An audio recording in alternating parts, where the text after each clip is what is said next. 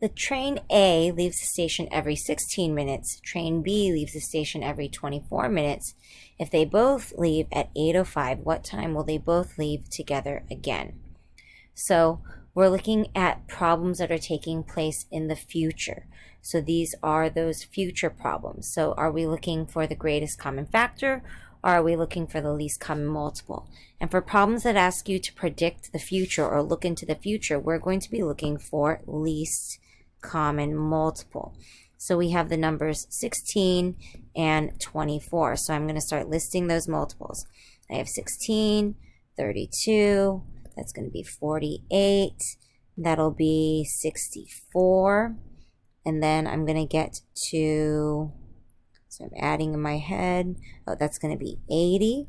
I'm going to go ahead and try my 24s. I have 24, 48, oop, I already have a winner. My least common multiple is 48. So in 48 minutes, both trains will leave at the same time again. Right now, it is 8:05. In 40 minutes, this will happen again. So what is in 48 minutes. So what is 48 minutes after 8:05? So if I add that, that's going to get me 8:53 a.m.